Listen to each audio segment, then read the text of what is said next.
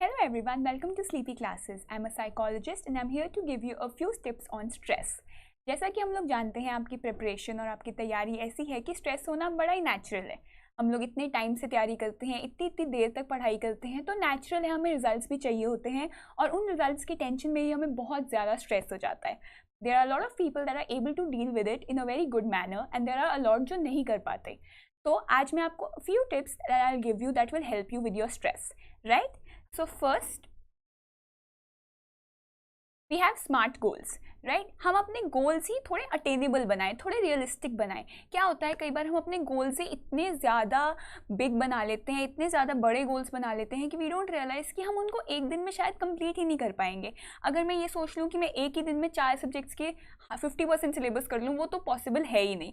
We need to understand कि हमारी learning capacity क्या है, हम कितना एक दिन में कर सकते हैं। The moment we realize that we will end up making realistic goals that we will be able to complete in the amount of time we have decided.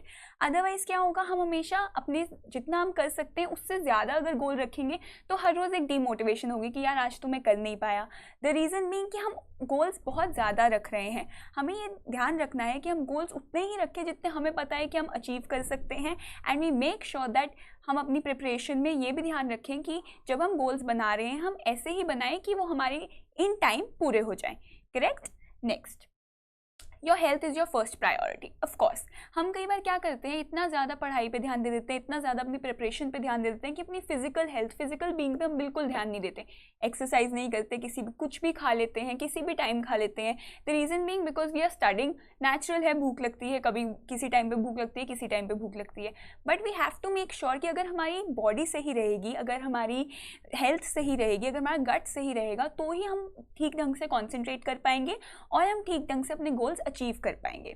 आजकल के एटमॉस्फेयर में तो आपको पता ही है, आजकल जैसा कोरोना का माहौल चल रहा है, हमें और भी अपनी हेल्थ का ध्यान रखना चाहिए so that we are strong enough कि अगर हमारी लाइफ में कोई ऐसी थोड़ी बहुत ऊपर नीचे बीमारी आए भी तो our body is able to deal with it because we are providing proper nutrition, we are having good amount of water, we are exercising daily, we are going out in sun, we are doing all that for our body because a body comes first. अगर हम अपनी body का ध्यान रखेंगे automatically हम अपने mind और अपने ब्रेन का ध्यान रखेंगे।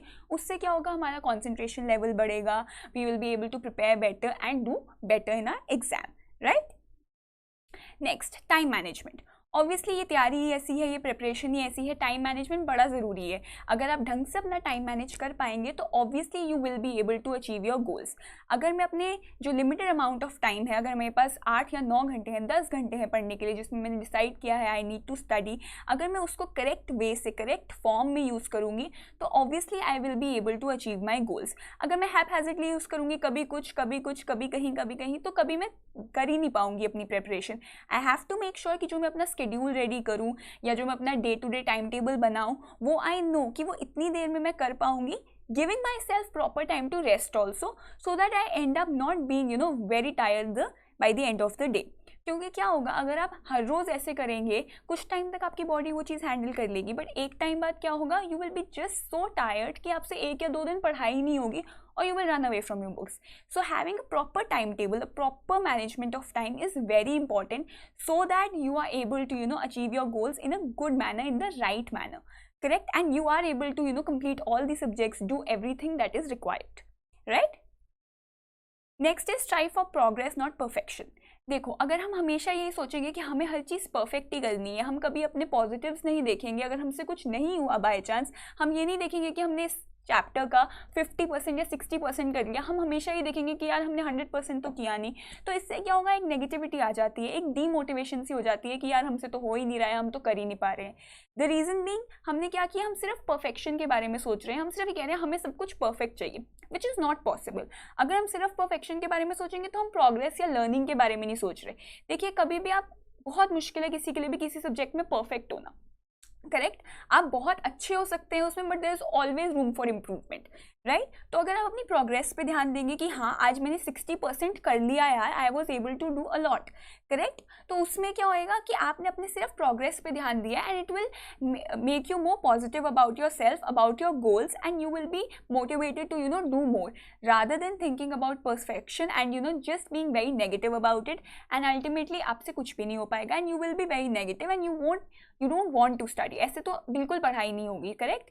हमें ऐसे करना है कि we just look for progress rather than perfection, ठीक है, कि हम हर चीज़ में प्रोग्रेस कैसे करें, हम हर चीज़ में आगे कैसे बढ़ें और आगे कैसे बढ़ सकते हैं, या हम कितना आगे बढ़े, हमें इस चीज़ से भी खुशी होनी चाहिए। We need to reward ourself कि हाँ यार we did this, this is a good thing that we did, कि इतना हमने किया। हमें अपने आप को उतने ही चीज़ की खुशी भी मनानी चाहिए। सिर्फ यही नहीं देखना चाहिए कि हमारा कितना छूट गया, हमें ये भी देखना चाहिए कि हमने कितना कर लिया, correct.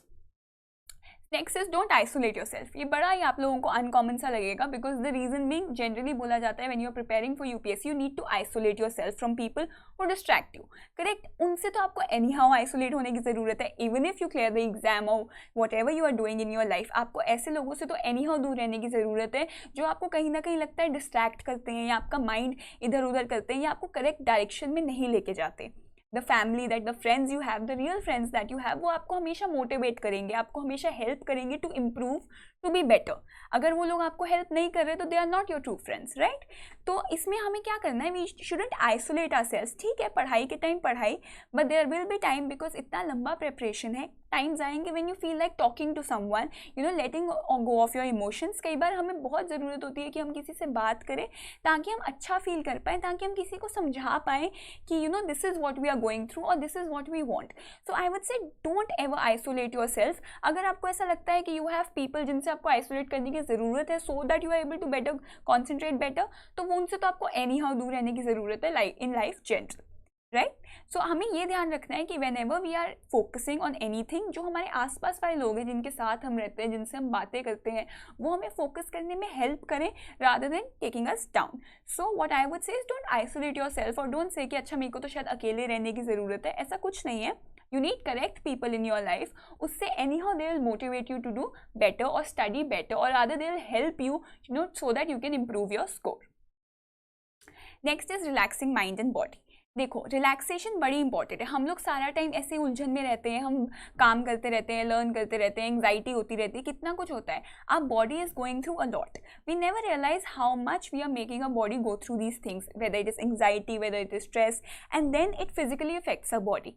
We need to realize कि कुछ certain things we have to do so that we are able to relax our mind, whether it could be meditation, yoga, or any muscle relaxation, any breathing exercises that you like, anything literally, or just listening to music, or just closing your eyes for a while, or anything that relaxes your mind and body. You should do it every day for at least 10-15 minutes so that you are able to relax when you are studying also. When you get anxiety while studying, it's very common कि ma'am anxiety हो जाती है while we are studying and there is a lot of question about the future.